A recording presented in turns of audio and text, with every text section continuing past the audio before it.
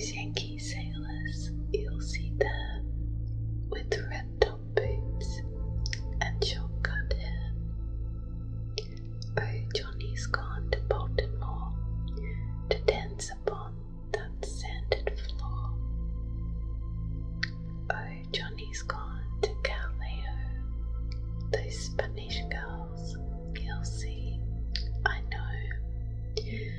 Oh, Johnny's gone forevermore, I'll never see my John no more. He opened his eyes, his head was propped against the driftwood, which he had until this moment thought to be a pillow inside 184's personnel quarters. A dull pain ached in his abdomen, and he suddenly felt the pangs of hunger. He looked up. He was on the beach, of course. It had been no more than a few hours since he'd stepped through the portal that was a door frame that gilded in those ominous words on the ship that shouldn't exist. The air was brighter than it had been before he slept, but he had no sense of the passage of time. It could be the crack of dawn or the waning light of dusk. He looked to his right. The campfire was long dead, having been snuffed to a thin sheet of black ash.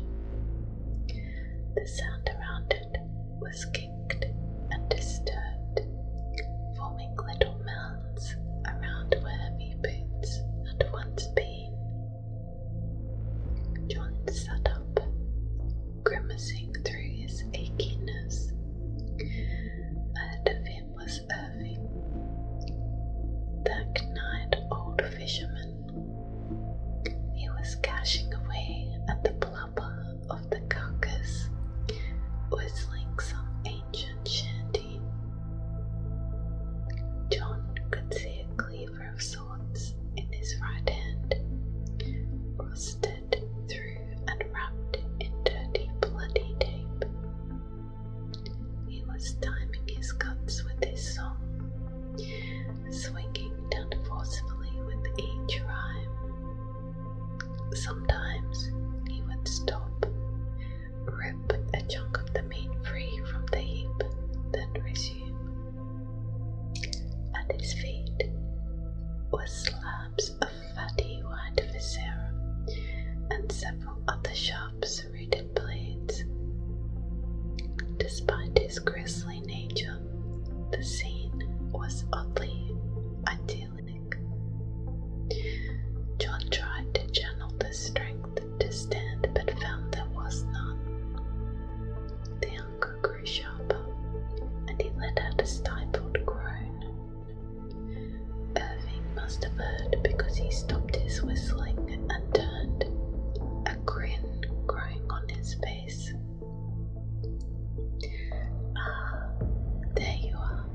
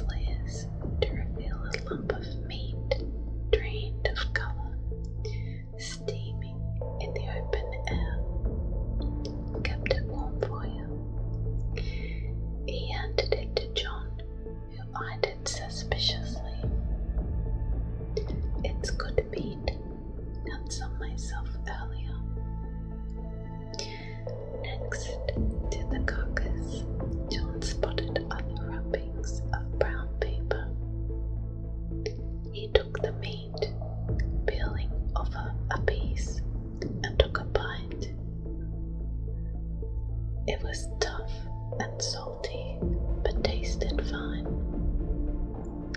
A bit like crab, mixed with some anonymous white fish.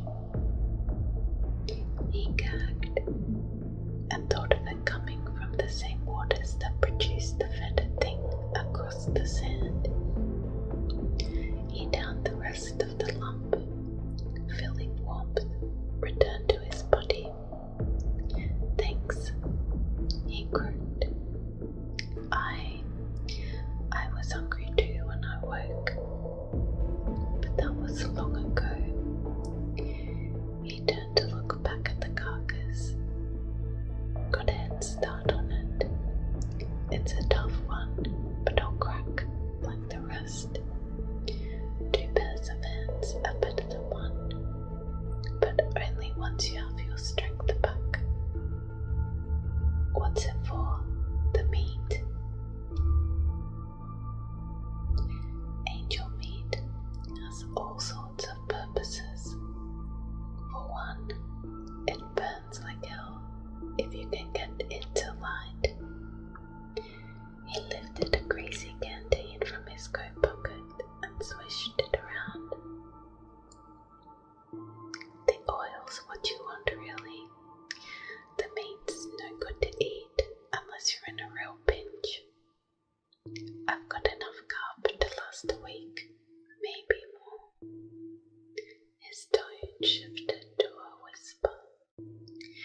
The angel's flesh is useful, but it's vile stuff. It's what's underneath. That's what we're after. His face contorted into an awful grin. At that moment, John was made aware of how little he trusted this man. But his words had pierced his train of thought like an arrow. The bones underneath. The bones. It must have bones, right? So why can't I see that look on your face. Irving's smile vanished, and he looked very cold. It's the look of a madman. The look of people who try to hold it all up here. He tapped a finger to his temple. You can't picture it until you see it with your own eyes. Until then, it's like trying to see a brand new color. You'll lose your mind. He stood up, rubbing his hands against his coat. It's hard work getting to the bones. Lots of gristle on this one. Come, join me when you got the strength to stand. He walked off, resuming his carefree song. John heard the distant voice of Randall Carter in his head. Watch this one, Johnny. He's got the eyes of a jackal and the tongue to boot. Still, the old man was endearing. He reminded John of his own father. A hard-working man who wanted nothing more in life than a wide picket fence. He was an honest man and had worked a job in construction as a foreman. He built buildings he would never have the dough to set foot in. Most of the time he was quiet, especially around John. But once or twice, when John had snuck out of class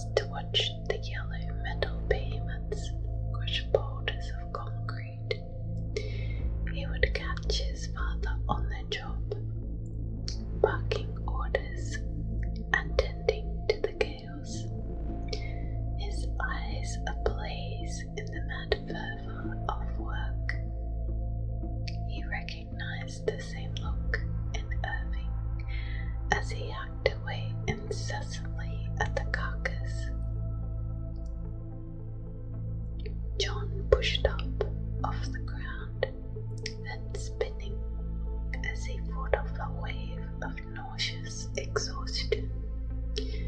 He covered his nose with his sleeve as he approached Irving. The stench was invasive, and he worried for a brief moment if it would ever wash out of his clothes. Then he remembered his situation and forgot about his need for professionalism. Irving must have sensed him coming because he reached down and lifted one of the spare blades by his feet without turning around or breaking his song. Careful around the blades.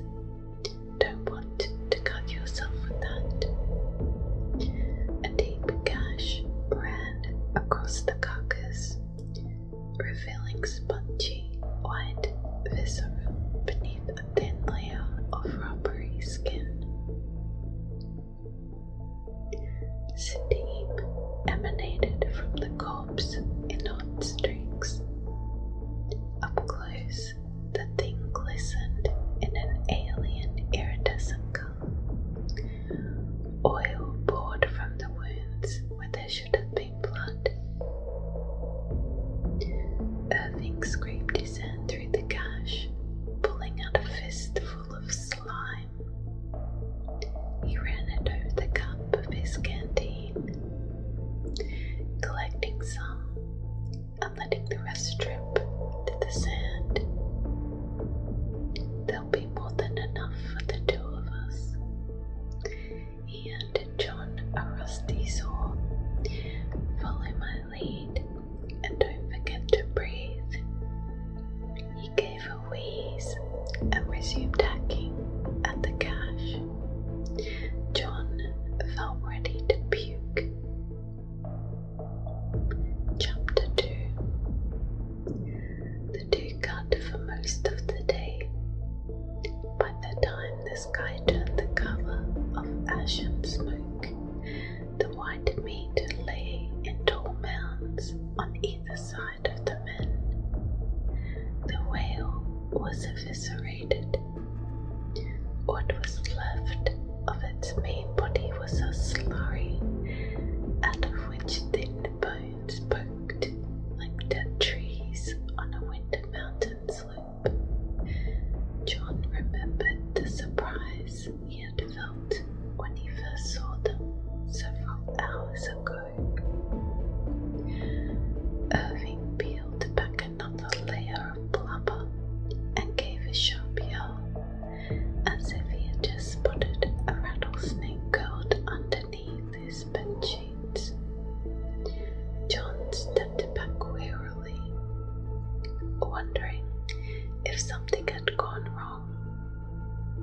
Don't touch them, Irving spoke low, as if the whale was listening. Don't cut the bones. Bad luck to cut the bones of an angel.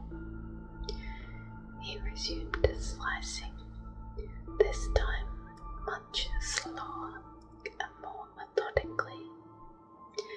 I think we're in luck, boy. He said this as if John was a third grader who just found a penny on the sidewalk. This one's got a pearl. Yes, it does. A ripe one, ready for picking. The bones themselves were beautiful, simple yet elegant. The color of white marble. They looked to be made of ivory or something equally regal. John thought he saw lines of gold running through the bones like blood in veins. The full presence of the beast was greater now, but its true form, as it would have appeared in life, was still a mystery. The thought of the carcass hurt less now. That had both relieved and terrified him. The two's pace slowed.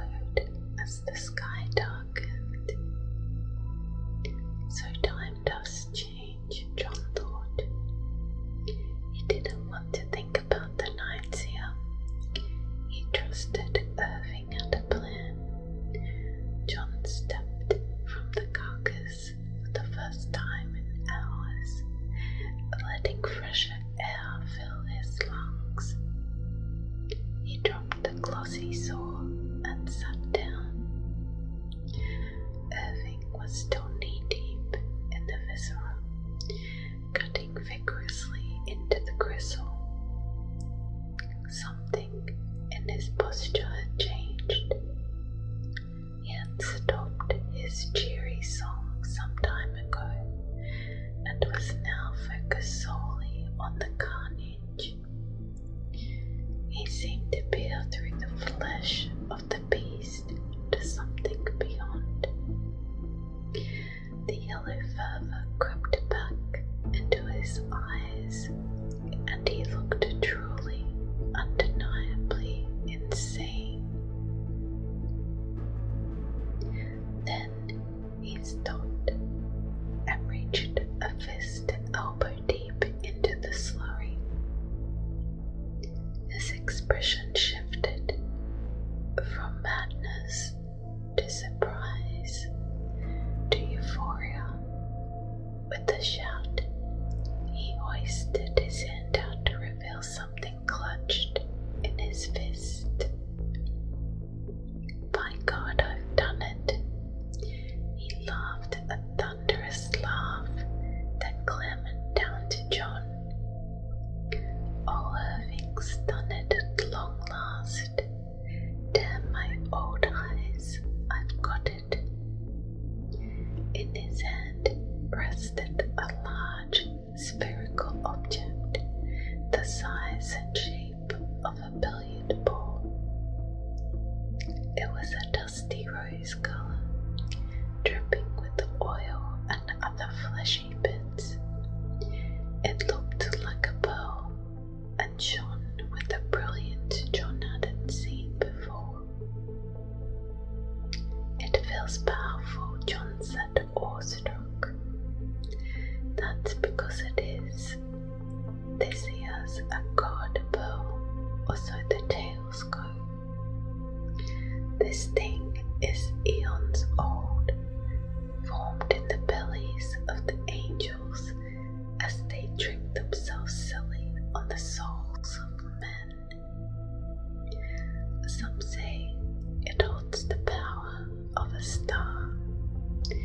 He rotated it in his hand. The thing glistened in the fading daylight. "It's said to bring untold fortune to those brave or foolish enough to go looking for one. If I were a little younger, I could tell you the name of the angel from the color of this pearl." He gazed across the span of the beach. "Let's get a fire going. It's getting cold." The winds from the sea were picking up,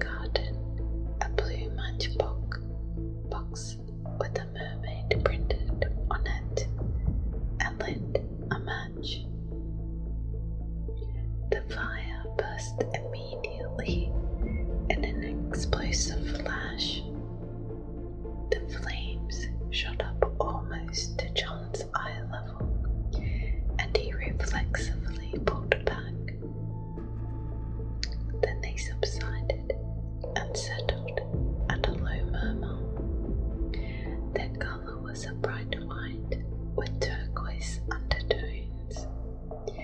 The air around them was quickly brought up to a comfortable temperature, and John finally relaxed. "This will burn all night if we're lucky," Irving said. He also relaxed, stripping off his coat and hat and setting them messily against the driftwood. Underneath, he wore a black shirt stained by sweat and grime. His arms were scarred by deep slashes, but otherwise lean and muscular. Around his neck, he wore a lace fitted with pale white objects. Bones, John thought. Definitely, but too delicate to be a whale. The light of the fire gave Irving eyes of burning coal, and for a moment he looked like a demon. "He saved my life. He might keep me alive, but I won't trust him, not until I get some answers." "Who are you?" John didn't expect to get a straight answer, but he asked anyway. Irving flashed a confused look. "I told you my name."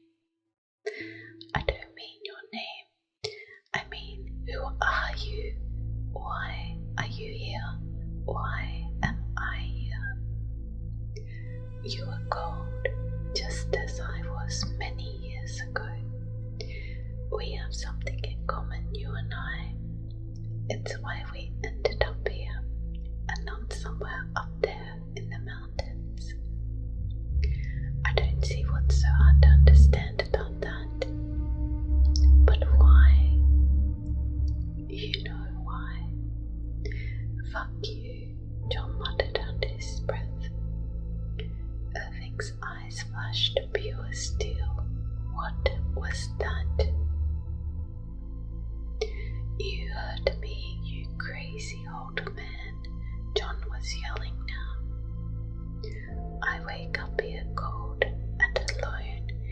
You give me a piece of metal and tell me to hack away at that thing all day. You feed me food that might kill me, and you don't have the decency to give me a straight answer about a goddamn thing. If we're going to die out here, then say it. Tell me we're dead already." He stood up, as if to leave, not sure where to go. Irving shot up to match, his eyes burning with hot fury. Fear shot through John, and he suddenly felt very small. "Keep your voice down, maggot. You're here because you were called by the void. I see it in your eyes, that wanderlust. All your life you've wanted to sail, to lose yourself on that good quest. Well, here you are. You're looking at it. Take it in. You want to go off to die all by your lonesome. You want the sea to steal your breath away. Then go. You wouldn't be the first." He ripped his necklace free and dangled the bones over the fire. Here they are, every sorry sub to crack under the pressure and throw it all away. Me, I'm well acquainted with Lady Death.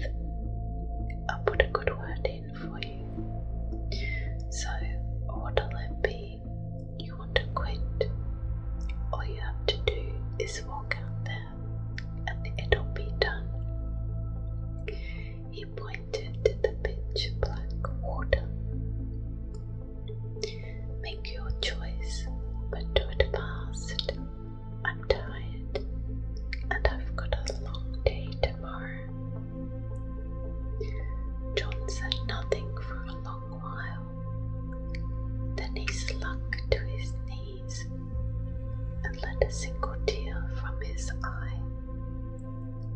Irving was right about everything. He'd felt the lure of the quest all his life. Chasing it had led him this way and that, but now the fishhook had pulled him here, pierced straight through his heart to his dreaded beach. It was time he admitted that this was what he had always wanted. Irving towered above, and John was reminded of the giant wave he'd seen in his dream. He wondered if they were the same forces. So it is decided. You'll stay as long as you can, but don't say I didn't warn you. The two sat in silence for some time after. The air was tense, but both felt like a weight had been lifted from their collective shoulders. They were bound by the quest, whatever it might be, and it wouldn't end until they were both dead, or until they held the world in the palm of their hands. Chapter 3. They first heard the cry of God in the early hours of the morning, just as the white-colored sun peaked above the jagged teeth of the mountain tops. It sounded different to all people, just as the corpse of the angel looked to John upon him first seeing it. To his ears, though, the cry sounded how his baby cousin did when she was born, an infant's wailing, a desperate cry for attention across time and space. It struck John like a bolt of lightning, and he jolted up from his light slumber. Irving was already up. His body looked in a trance as he stared down the beach. In one hand he clutched the rose pearl. In the dim light of the morning, John could see that he was crying. Never would I think in all my life, he choked 300 breaths, to be graced by the voice of God, that beautiful song of white. His eyes snapped to John's. What do you hear, boy?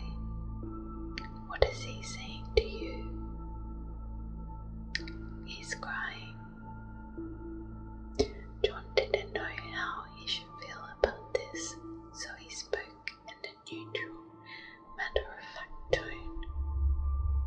He knew it was God.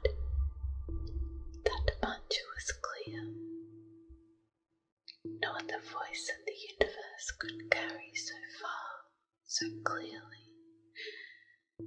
But what that voice was saying, he could not tell. Irving only nodded, wiping the tears from his cheek. He's telling me that I'm ready, that I've been good, and that I'm ready. Have you any idea what this means? John shook his head. It means we're saved. We're getting out of here, you and me.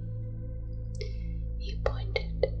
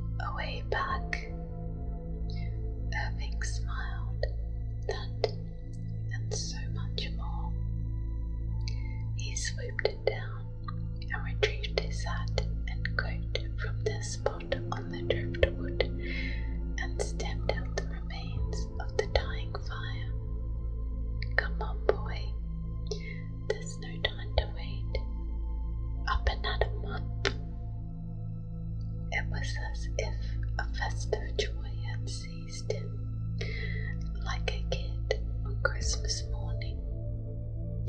John couldn't help but feel excited too, but for what he could not say. They grabbed what little they could, some wrappings of food, bottles of oil, and an assortment of Irving's trinkets, including the gold bell, which now sang a flush pink, and left the rest strewn around the carcass. As they trailed up the beach, leaving 2 rows of footprints in the pristine sand, John gave one last look at the place of his rebirth and the carcass which lay beside it. It could have been a trick of the light, but for a moment it seemed as if the carcass was sinking wholesale into the sand, like a wounded animal in a pit of tar.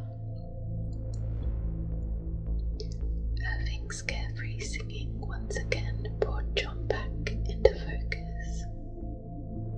Oh, Johnny's gone forevermore. I'll never see my John no more. Chapter 4. The first thing the 2 of them came across as they crossed the beach, besides the endless sand, was a body. It was approximately human-shaped and lay flat on its stomach face down in the direction they were headed. Its skin was a matte grey with speckles of white discoloration. Upon closer inspection, these spots appeared to be small tears, giving way to fresher skin underneath.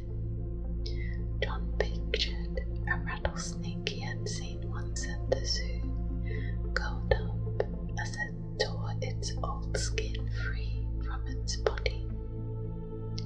The corpse was naked, its long arms grasping helplessly in front of it, as if it was trying to crawl through its final dying breaths.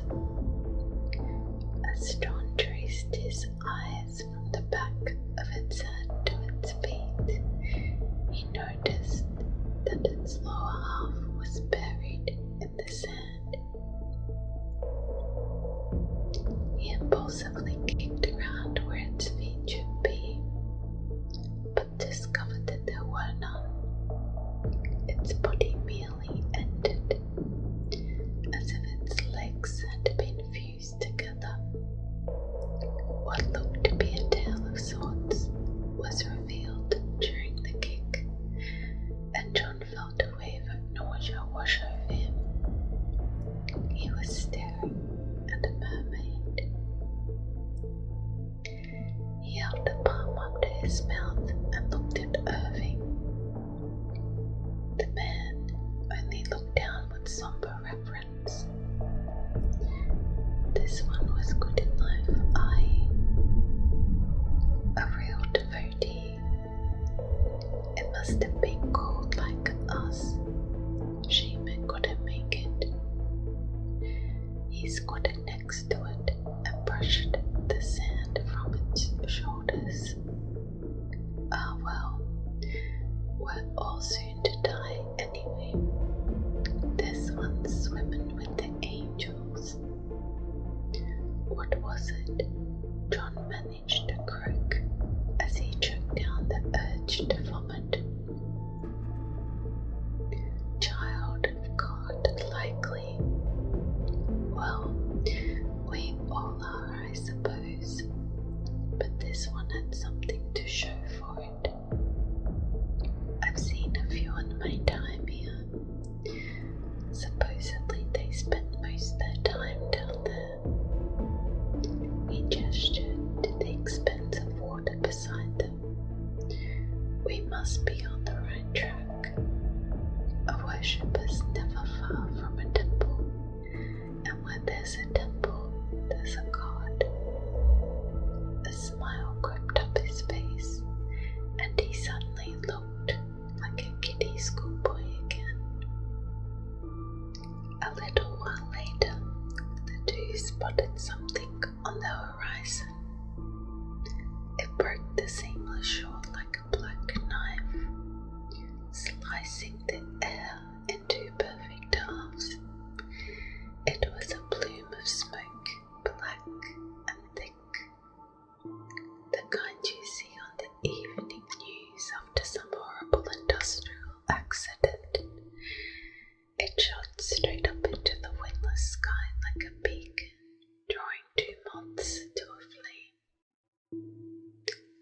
John's face was drained of its colour in an instant. His voice quivered as he shot out a hand in the direction of the smoke. There, oh Lord, tell me it's not true. He wobbled forward on shaky knees. John only stood back confused. A fire here. Irving said nothing. His weariness transformed into explosive movement, and he broke into a run, his arms flailing in exasperation. Tell me it's not true, please, tell me. As the two neared, it was revealed that the smoke emanated from the ruins of a building. The flames, if there were any, were hidden deep between the structure's crumbling bricks. The building rested a few paces from the shoreline and looked like a small shack of some sort. It was made of faded mud bricks, which stood mostly intact amongst the charred remains of whatever wood was used for its thatched roof and floors. A black shape lay half buried in the sand some distance from the building, but at this distance John couldn't tell what it was. Irving's hysterics calmed once he saw what had been consumed by the phantom fire. His running slowed, and he collapsed to his knees. His panting for breath turned into a strange breed of ravenous laughter. God is good, Johnny. God is good. It'd only be a fisherman's shack, no matter. Fire's been known to consume indiscriminately. Had this been a sacred place, we'd be in some trouble, boy. He slowly clambered to his feet. Let's take a closer look, Upon inspection, the building was far more unusual than it had appeared from a distance. It was something of a mix between a prairie homestead and a Gothic cathedral. Its roof, which had been entirely made of straw or some other perishable material, had burned away completely, leaving only the brickwork skeleton of the main structure. Thick smoke prevented the two from entering the building, although it was strange that no fire was visible even up close. The half-buried shape revealed itself to be a ship of some kind, long past its function. Its twisted metal poked through the sand in a fashion eerily similar to the carcass of the dead angel. The two opted to investigate a smaller detachment of the building around the back. A few rooms made mostly of wood, which remained untouched by whatever had ravaged the main building. These rooms appeared more homely than the charred brick architecture. Inside was what looked to be a bedroom, kitchen, and study. Upstairs was an attic, empty save for several crates of black, rotten food. The living spaces were mostly Spartan, but the study held several bookshelves filled with old, sun-bleached tomes. John flipped through some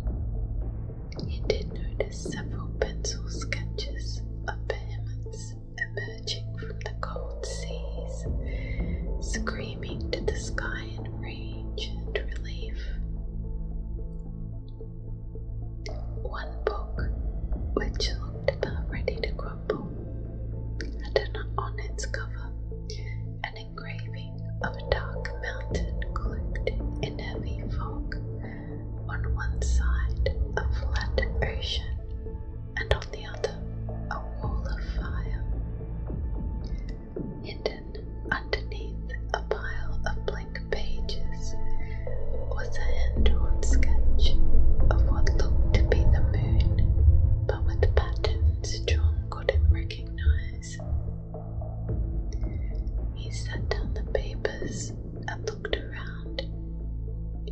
Irving, who hadn't said a word since they entered the building, was standing in front of a table at the far end of the study, looking down. John approached cautiously. On the table were cold pools of melted wax, amidst a collection of relics, statuettes of whale-like gods, blue-gemmed amulets, and front and center, a bas-relief of a human, arms reaching up in pleading reverence, adorned by a beautiful blue dress that partially masked its grey sparking sedation fluke. The thing shone like starlight, even in the dimness of the musky room. Irving spoke nothing of it, and John didn't ask. The two seemed to be under a mutual understanding. This was a place of holy reverence that had been spared from the fire by some greater force. John felt a wave of inexplicable relief wash over him. He felt like he could gaze at the table for the rest of his life. Chapter 5. It was Irving who broke the trance of that moment by abruptly clapping his hands, as if concluding some silent prayer. With one final sweep of the musty building, the two set off in the direction of paths unknown. Later, when John noticed the stone of the right-hand mountains creeping onto the dusty beach and turning the sand the color of night, he became deeply wondrous of the expanse of the world. It was never something he truly considered until now. Besides the fleeting moments of panic he felt during his dreams, the existence of the mountains was becoming something more than a backdrop of the beach. They were becoming tangible, a present danger. He couldn't see much of them, only their jagged teeth when the fog broke every so often, but he felt their presence, their looming sadness. He felt untold anguish, memories wrought into every crevasse, and every boulder torn free from its smooth cliff faces. What's up there, Irving? The old man didn't have to look at where John was pointing to know what he was talking about. Nothing, Johnny, not anymore. Never been up there myself, to tell you the truth, but I've heard old wives' tales about those peaks. They say men used to live there, back when the sea was still young, before it birthed God. If you can believe it. Man's hubris, they say, what was killed the mountain folk. They say they are ghosts up there in the caves and the valleys. I don't buy it, nay. There are ghosts everywhere. People lived there, like real people. So they say, but that was a long time ago. There's not much in the name of towns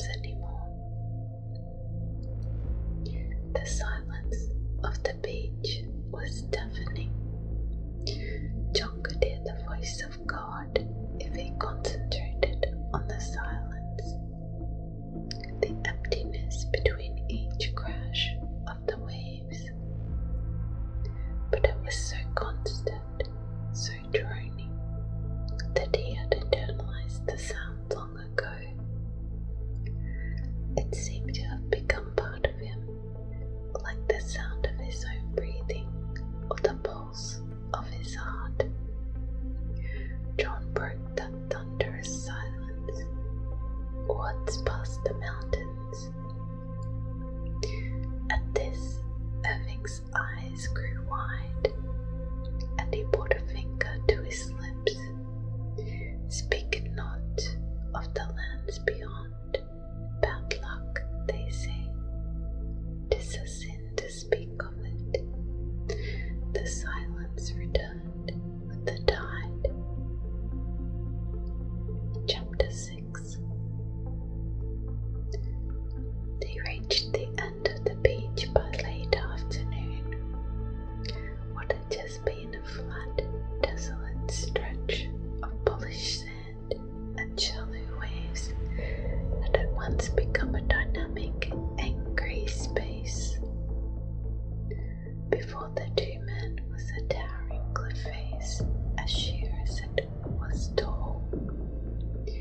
It craned over them like an impossible skyscraper, threatening to collapse at the touch of a particularly strong gust of wind.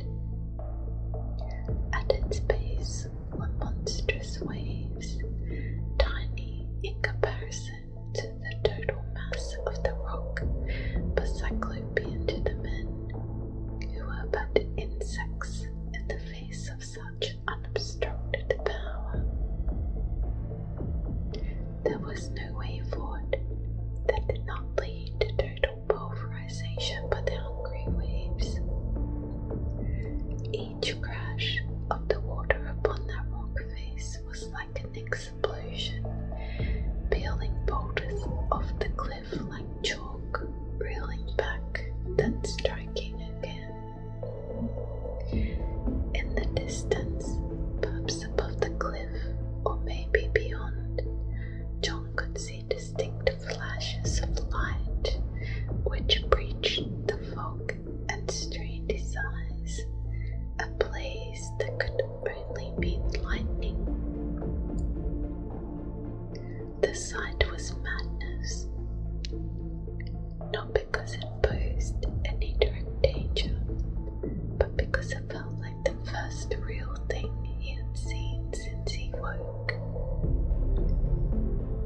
Above the din of the waves and the storm, the two men could hear the pleading cry of something divine, something whose patience was wearing thinner by the hour. This can't be the end, nay, God will provide. Irving was pacing the beach, looking for something to rescue the voyage, to take them beyond this impassable space. He dropped to his hands and knees and began clawing at the sand, chanting the same phrase. God will provide. God will provide. Despite the little pleading, ever-shrinking voice that was his rationality, John felt no doubt about Irving's words. He merely smiled, thinking of nothing but the moment he might see the mouth from which that divine sound was coming.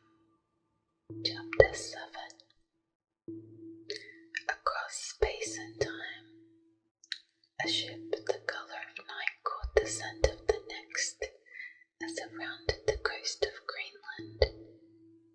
It was closer now, and its iron frame rattled impatiently, but it was not time yet. No, the second was not ready, not as the one called the sailor had been. He was right before the voyage, the terrible ship thought. The next will not go that easy, and so that dread ship would have to wait a little longer, as it had waited eons before. Its ancient pipes rattled, conjuring briefly the face of the sailor, a new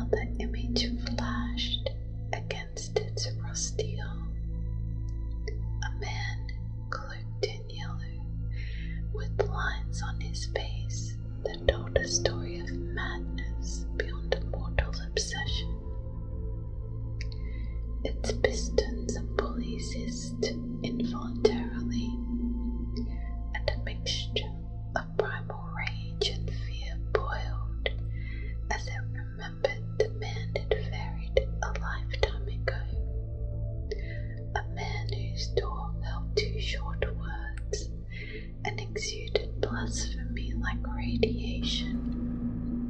The Whaler. It howled through gritted teeth made of splintered shrapnel. It will meet those flame yellow eyes of his once again in this world or the next. For the rest, it did not matter what happened to the people it ferried across the sea of time. All that mattered to the dread ship was the voyage. The first, the second, and then the third, the fourth, the fifth, sixth, and so on after that. Each must be found, each must be taken, each must be delivered. That was its job. It was very good at its job. Thank you so much for listening to this reading of The Beach Part 2. As always, please check the video description for licensing and citation. Good night.